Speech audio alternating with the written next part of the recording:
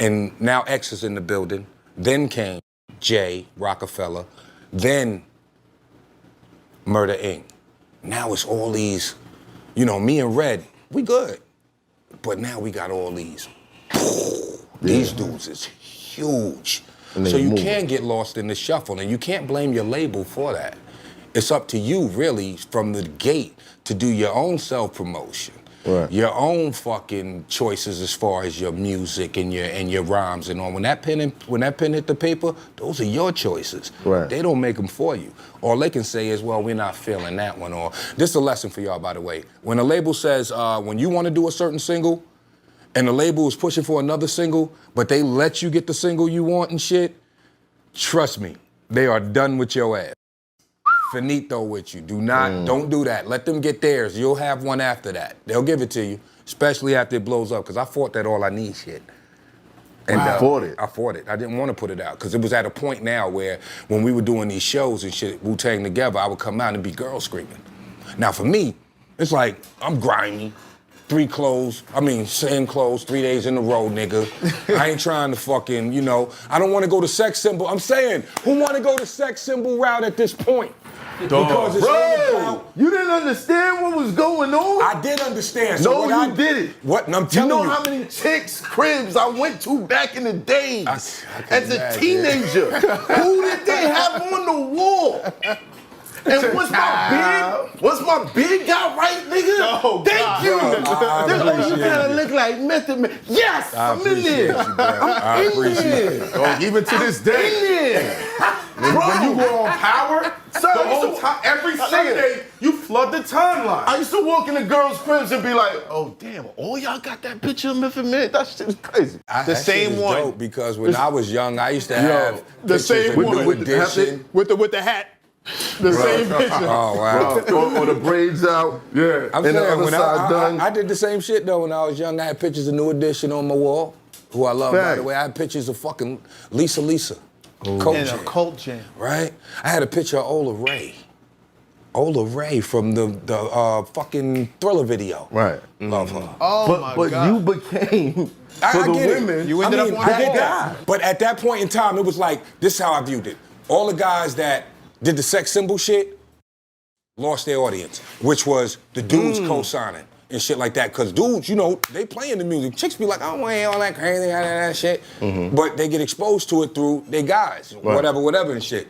So for me, it was like, nigga, whatever and shit. whatever. Y'all go ahead with that shit over there. I'm going to drop this Bring the Pain. Drop the Bring the Pain on board, right? But it wasn't no big fucking song. It was nowhere near a big fucking song, but when I walked the club, it was like niggas backed up now. And I didn't even have a big crew with me. My closest nigga was this fucking fierce as shit though, but I'm saying we 4 niggas. We walking the whole shit is part kind of shit. Then it got to a point where the All I Need joint drops. Now, before, the shows was packed, but it would be a bunch of fucking gangsters and shit all in the front, ready to vibe out and shit. And I jump in the crowd, I throw water, all that shit.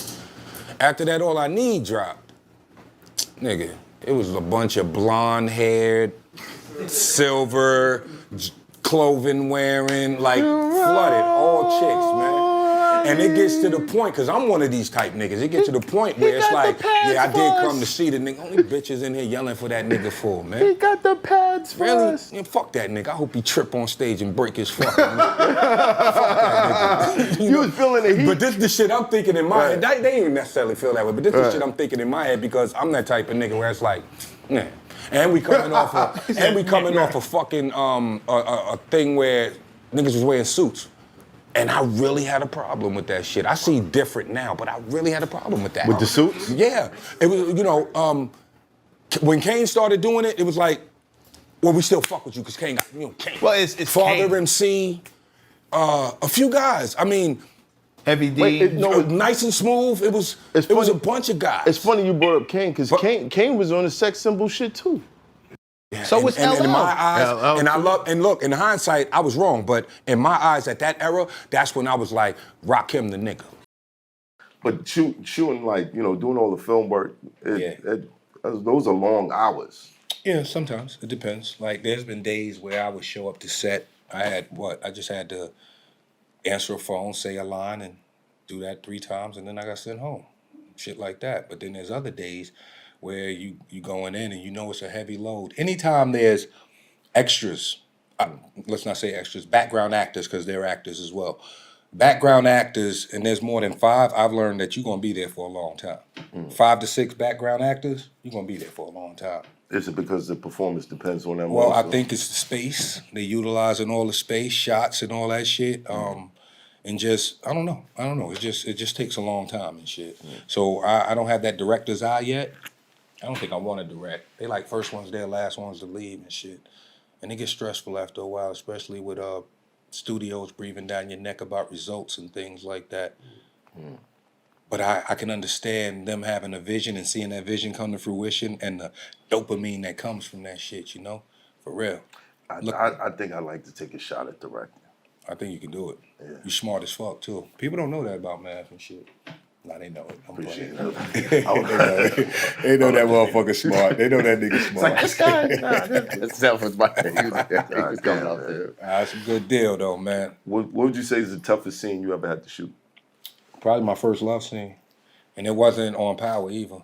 It was, and I don't think it was just because it was a love scene, you know, and it was my first one. It was because it was John Singleton. So I'm like, I don't fuck up in front of John. And he already joking on me and shit. Like, don't get hard, nigga. You know, John he a real nigga and shit. You know what I'm talking about? John the real with his shit. So, but it went off without a hitch. I could say this. My scene partner, Danielle Monet Truitt, was a trooper.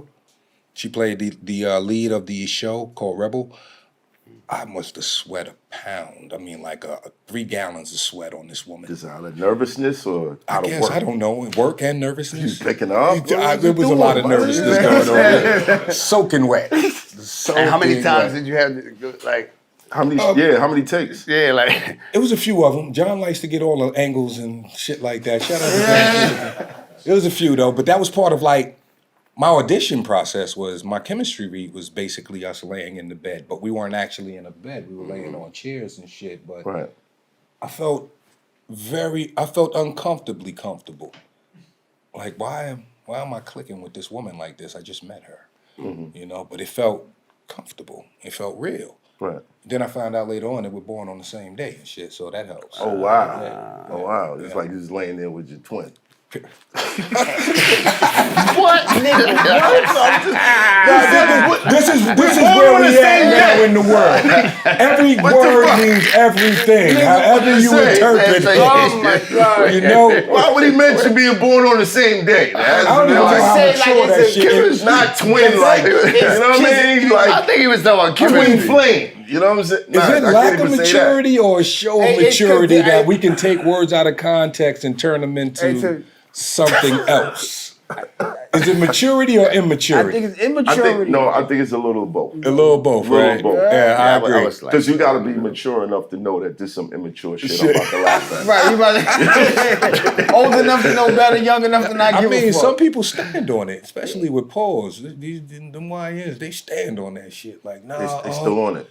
Yeah, they still on it. Yes, That's I think more or less because it's funny as fuck. Yeah, I looked at you and just declared you. Yeah, I think more or less it's funny as fuck though. You know? Yeah, it do be You funny about to have as one a fuck. quarter zip For next real. year. I'm not listening to how you feel. I think I'm not worried about. You know what I mean? yeah, quarter zips is about to be the way. And that's to the go. thing. man. These youngins understand something about the culture that we were aware of but never took advantage of. We wasn't taking advantage of skinny jeans. No, I'm just saying, like, this nigga said, I'm gonna throw on a quarter zip and watch people do it. All of us that did an interview with Rock Wilder. And there's a reason I had asked you, the pressure was too much. It got to a moment, you know? Yeah, it got. We'll double back to that. Only time the pressure got too much for me was when I was popping E-pills. Same thing Rock was said. fucking drugs and shit. What time period was that? Fuck, let me think. It was around the time when all that transitioning was happening, Rockefeller, Murder Inc., and you know, yeah. So in that era right there, we were all getting fucked up. I don't know what everybody else was on. I could only tell you what the fuck I was on. It was on E-pill, alcohol, and weed. And I mean, wake up with them.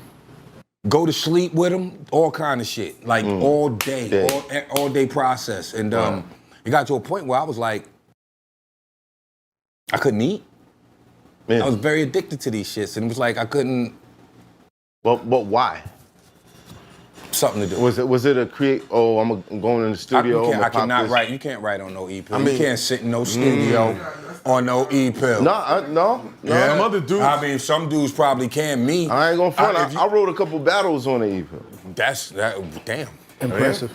Lord have mercy. I can't create on shit like that. So for me, I remember vividly October 2000. I had a meeting with my crew.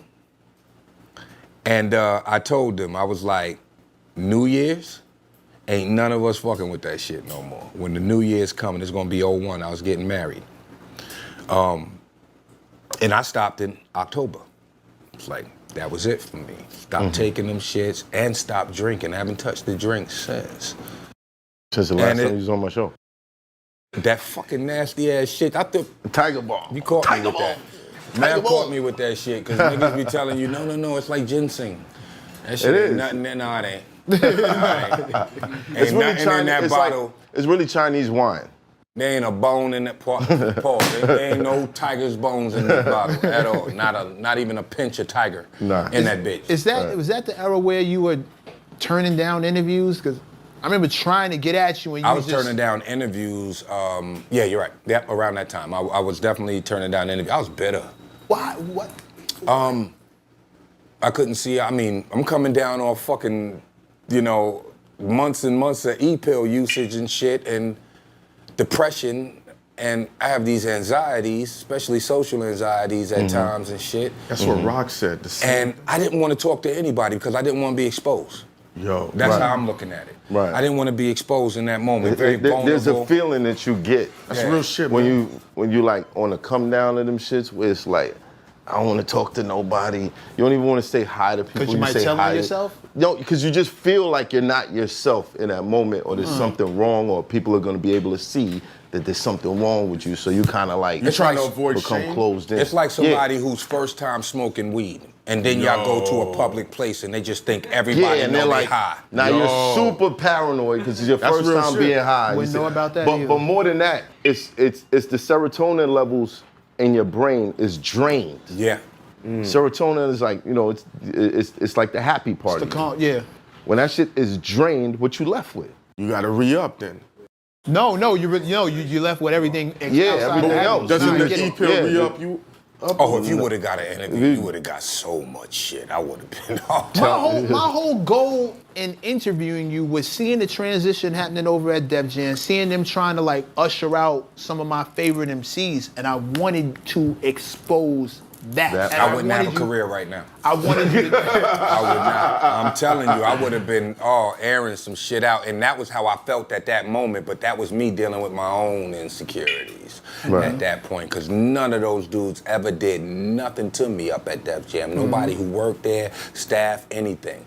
They might not have included me in a lot of things. That counts. Yeah. I mean, but they didn't do that. Let me put it this way: it didn't hurt my feelings. But it did get me to a point where it was like, maybe I'm not doing enough. Maybe I need to do this. Maybe I need to do that. Now I'm questioning myself, and my self-esteem is leaving with every question. Every question I have, more self-esteem, leaves, more self-esteem. And then to be in these circles with these mega stars now, and the label treats you, or that you don't feel, because you're too conscious of it now. You feel like you're not being treated the way you should be treated now, because you're so conscious and aware. You're looking through those lenses. Yes. And you're actually looking for something to justify what you're thinking rather than seeing the good that's going on. And knowing that feeling, knowing this is going on, because it happened to me as a child, I became recluse. And it was more or less like, let me fix myself first. And I felt like a cocoon. This is what I'm gonna do. I'm gonna go into this cocoon, and when I come out, if I'm not in better shape than I was before, fuck it. I'm gonna be the worst motherfucker on this planet. Period. I'm just gonna let those nasty thoughts and everything take over me, and anybody get in my fucking way going. And would that make you Melly Mel? No, I'm talking, look, B, man, I ain't like myself, so I didn't like anybody fucking else. Right. So that meant anything that would have came in my circumference at that point in time was gonna get it. My family went through a lot with my ass during that era, man. Right. And I can admit that I did take a lot of my fucking misery out on them. And they did not deserve it. And I took some of my misery out on people at Def Jam that did not fucking deserve it. Okay, so it said what's the wildest, what did you say? What's the most dangerous thing? Most dangerous thing I ever did? Get in the front seat with DMX, driving. Anybody been in car with X, they can attest to it. They would be cracking up right now. The boy, X drove like main character driving. You know what I'm talking about? Main character. GTA. It was a Steven Seagal flick. Every time I think it was in the behind that wheel. But one night he had just shot What These Want from a nigga. Met them over there. What you doing, Mr. Math? What you doing? Going to Mary J. Universal. Right. Get in the car with X. This motherfucker, he doing U-turns in the middle of the street. What kind of car was y'all in? I forgot, but it was a nice car. X kept a nice motherfucking whip. But I cannot remember. It was something black, though. It was something black. It was something black. Doing U-turns in the middle of the street first off. He peeling out. He running reds, all that shit, right? So I go to put my seatbelt on. You did it on the low? Foot on the dash. Foot on the dash. You know the foot on the dash, nigga. I'm looking at X like this. I'm looking at X like this. X look over at me. He looked down at the seatbelt and turned his head like this. I was like, 2 feet.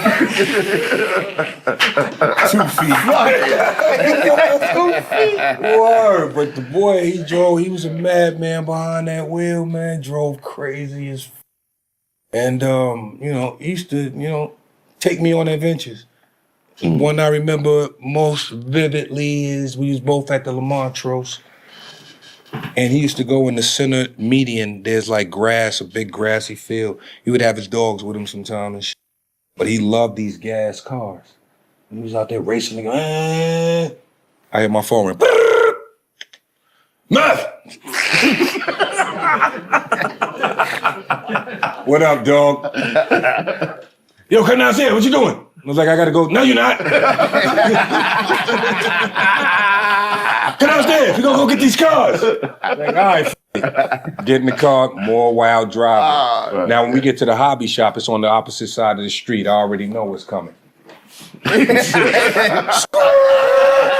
U-turn, right into the parking spot. Boom, boom, boom. Whoa. So we in the store. I don't want to keep the story long and shit. So we in the store. Somebody must have told them DMX in the store. A little kid running. Yo, you DMX. He was like, what's up, shorty? Want a car? These cars are like $1,000, by the way. Yeah, give him gas. Shorty a car. Gave him the car. Shorty didn't even know what he was in there for after that. Took the car. DMX bought me a car. Boo, boo, boo.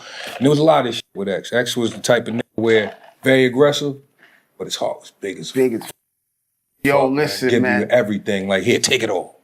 He used to be in Philly a lot too. I would see X a lot of places. Like one day I was just out on 29th Street, walking out somebody's crib, eating You know what food. it feel like to be a nigga that don't need much but have it all? It's crazy. Yeah. Yeah. I remember going to Canada. Was shooting. That was when he was shooting the first movie with Seagal. And I remember, like, I had never seen this part of Toronto before, or wherever the we was in Toronto. This like my first time in Canada. I remember driving like 45 minutes in this long ass road leading up to Exit Wounds? Exit Wounds, yeah. The biggest house I ever seen in my life. In Canada. Okay. It was huge. Walked up in there, this shit had like an ice cream parlor, all kind of, and this was this nigga's crib while he was shooting this movie. Mind you, I've done a lot of movies. Most I get is a hotel room and shit and per diem. I'm just keeping it a buck, you know what I mean? This had the big ass mansion. I remember we went to the club and I really saw like the scale of stardom. Oh, I saw it in real life. I saw it in real time. Walking with X? Yeah. You never felt that no other time? Yeah, I have, but not like that. Not on this scale. We was in a club, man, and I was invisible in this motherfucker. Invisible, man. You know, it was X time and shit. And it was like, I'm watching him vicariously, well, I'm living vicariously through him back to when it was my first time ever feeling that feeling. And I'm just seeing how he reacts to it. And it was way more comfortable than I was. Because X had already felt he was a star before he became one anyway. And he actually really was. And I learned that early. Survival of the Fittest. I wasn't on that tour with them. Redman had been out with them and all that shit. And I had not known that X was out there tearing it down every city. Tearing it down. So by the time we got to the Apollo, they was having certain people come through as guests. I came through and shit. I always liked it from 5, 4, 3, 2, 1 and shit, yeah. you know? But I did not know It was like that. his at all. So we get there, shit, you know, come on, do my 4, 3, 2, 1, shit, feeling myself and shit. Stay out the door. What? He came Well, out there. if I get you in the Mind you, cemetery, he's doing songs I ain't heard yet. I don't even think the album dropped yet. No. But these motherfuckers knew all the words. I'm like, I need to turn my radio back on or something. What am I missing here? Clue! What am I missing here? Yeah. And again, that energy that they was giving to him, I felt the shit. And I don't know if it's possible to be happy for a person that you barely know like that, but being happy as fuck for this person that you, like, enjoy that shit. Yeah. Revel in that shit. Yeah. I know that feel good. That type shit. You know what I That's mean? how we supposed to always feel. That's how we. Yeah. Yeah. I be mad at the world because of that. That's how we supposed to always feel, just like that. I agree. Envy is a motherfucker and shit, man. Especially if you feel like you should be in a position that another man is in. But when you've held that position, it's all right to enjoy somebody else feeling what that feels. It's like the first time bringing your child to an amusement park that you went to as a kid, or their first baseball game. You barely watching the game. You watching your seed enjoy the game. and Enjoy see it, if right. they can enjoy Yeah. it the same way you Yeah. did, vicariously through them, you know? The X was different. I seen Very them come on so. stage and go, "Arr," and Yeah. the fucking They crowd. always. I'm like, but that was yo. his regular lingo. I mean, I didn't, you see the shit, you like, what You the like them talking to you regular while with the barking. yeah. Trust me. You know what I mean? Love that nigga. Everybody that knew that nigga that he fucked with loved him. Period. And that says a lot about his character, man. Rest in paradise, brother. Rest in paradise. Sure, man. We lost a lot of good ones, man. Rest in paradise. Facts. It was so many, even when Wu-Tang came out, I remember a lot of crews came out. And I'm not saying they're whack or anything like that, but it was like Crumb Snatchers. Y'all remember them? I remember them. What was their name? Rumpelstiltskin. Remember them? Those My was my attitude guys. is fucked up. Yeah, real those was shitty. my guys. That was- you had Night. What was their name? Something Breed, Raw Breed. Remember those guys? So many, man. And for every Fat Boys, there was a Skinny Boys. For every EPMD, Mighty JVC Force. I used to love those. I was a Long Island nigga, heart and soul. Granddaddy IU. Fucking Big Daddy Kane. JVC Force. Kane was. No, He I'm was saying claiming Brooklyn, though, was but Kane's yeah. kid. Granddaddy IU was like Kane's kid. Yeah, he was there you nice go. too. But then you had Rel. That was Rakim's kid. Remember Rel? Philly. Here's what I say about 90s hip hop. When people start questioning me about it and say it wasn't as hard as, listen, here's the difference between us and y'all. Everybody was trying to do something new. It was Yes, a race you're right. to get to the new thing. You're right. Nobody wanted to follow it. Even and people who were biting were blatantly biting, and we knew it, and we called them on it. Like, you didn't get away with it. Right. We knew we knew Dana Dame didn't actually have a British accent. We knew that. When he was rhyming like Slick. Right. We knew Granddaddy IU got his whole shit from Big Daddy Kane. though. But then Just you take. the same. Like, we knew what it was, but everybody was trying to get to something The new, early 90s something is- different. late I 80s, feel the early same way 90s. about battle rap. I feel like the early, everybody had their own style. I agree. And then after a while, it was like a agree. cookie cutter type of thing. Just everybody just following the same. But that's- 1-2 step. Right. In the early 90s, Y'all somehow niggas, I hip-hop did got not get that infiltrated. shit at first, and then when I got it, I was dying. I That was shit cracking the crazy. fuck up. PG step. I'll twist your motherfuckers. I hated that shit. Every I hated that shit. I hate this shit now. Click, click. Oh, the twerk. The twerk fingers. But I like when Twerk Twerk fingers? did it. Yeah. But that, you know, I'm like, who do that? Like, who got the pistol? Who got the burner like this? Who do they pistol like that? Get off my block. Like, you know, I've seen like, you know, westerns and they, you know, those dudes are sweat, pow, you know what I mean, pow. But nobody they do this before they pull it out. So maybe that's where it's from. Yeah, But maybe. it's not here. But it's not. But shaky hands. Like, nigga. Like, If a nigga doing this, I'm not afraid. Like, hold up. Yeah, I'm not afraid of this. I'm not If doing nigga this. is- I don't want to do it to you, nigga. Look at that. I don't want to do it to you. Bombs, do what you make me do. Fuck. So Strap the car tire around. There was a stretch you couldn't even go around without somebody saying the llama. The llama. I'm like, Yeah, God. it was too much. I like that. I like llama. I like The I can. like ratchet. We used to say Thule. Remember niggas say the Thule? No, but the slang opens up. New slang opens up for other bars, other punchlines. After a while, That's true. if there isn't This any is new true. slang, it just gets repetitive. Again, the race to something new. Something new. It's what birthed Tribe Called Quest. Everybody was making records they went to the jazz and started picking out of the jazz crate. Everybody was trying to get something new. You know what? I would not be surprised in the next 5 years niggas don't even rhyme anymore. Not like the words don't rhyme no more. And somebody's gonna, and it's gonna become a They've been thing. kind of doing that's that. been- They already that's tried. been happening. Yeah, they already tried. Yeah, That's been happening. I'd be like, what the Yo, fuck are you saying? Rest in peace. Prodigy was a master at that. He was a master at I'ma talk, and you're just gonna Prodigy rhymes was how he talked to you. right.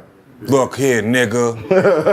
Prodigy, nigga. Word. I smacked the shit out your mama, nigga. That kind of shit. Like, that's how P would talk to you. Shout out P, man. Word. Shout Damn, out, rest in peace, P, man.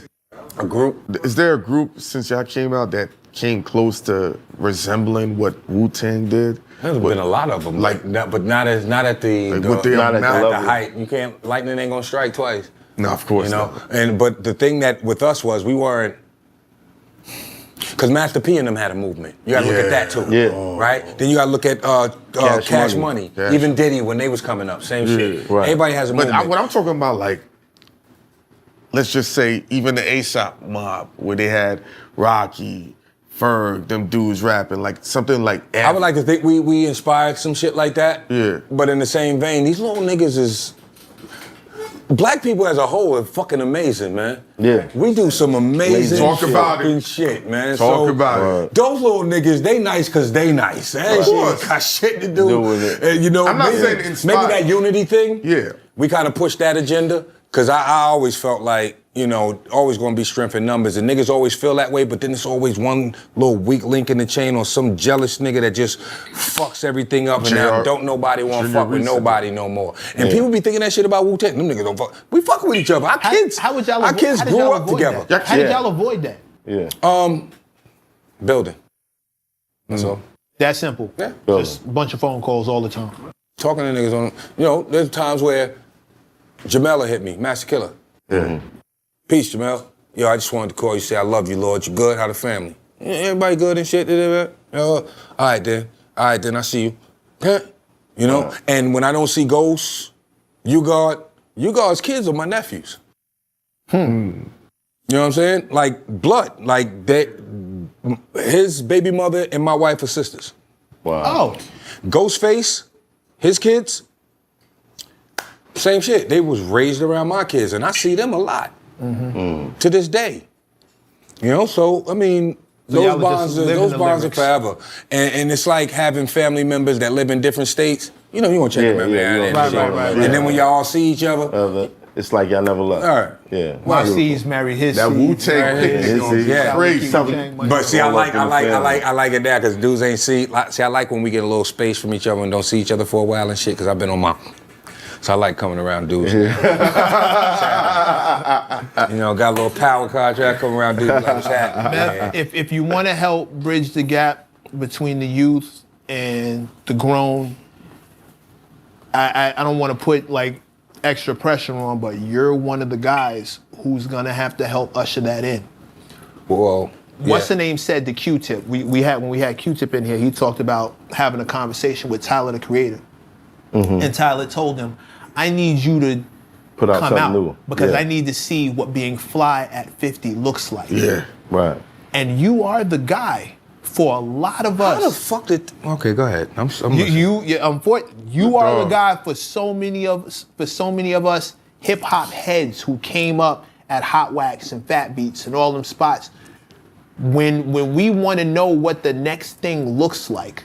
You know what I'm saying? When you hit your 30s and you want to see what the 40s looks I've like. never You heard hit it your in 40s, words. you want to see what the 50s But this look is it. This is the it. ground. This is the ground. You talk about rock this is- music. You talk about how rock music is there you able go. to evolve. It's because the people who run that culture also run the industry. That's why one generation, Pops, will have his son in there, and they know the name of the drummer, they know the name of the guitarist.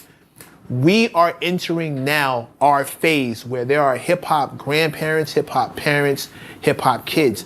Everybody will be listening to the same album in the house. Grandma, mom, and kid will all have the brand new Kanye West. There are artists who transcend those generations. Right. And now is the time where we, from mid-30s to early 50s, we all looking to see what that's supposed to look like. Thank you. I never thought of it like that. And that's why the disconnect that's happened in hip hop, it's moving so fast. There's no reference point, like Max said. You are the reference point. Think about it. You've been the reference point since 91. You showed niggas how to maneuver at 20 with the hairstyle, the rap flow. Then when you hit your 30s, you were showing us. Ignorance is bliss, man. You were See, showing us that. don't know about Now, all this shit now we're you doing. 50, dog. Every time Power comes on Sunday, you are trending. Every girl is posting you on the timeline. I don't be on the Twitter though. I don't really. No, I'm talking about on fucking Instagram. Even on the Instagram, I don't Bro, really. are you kidding me? When you danced around in your underwear, I wasn't on the gram for 3 days.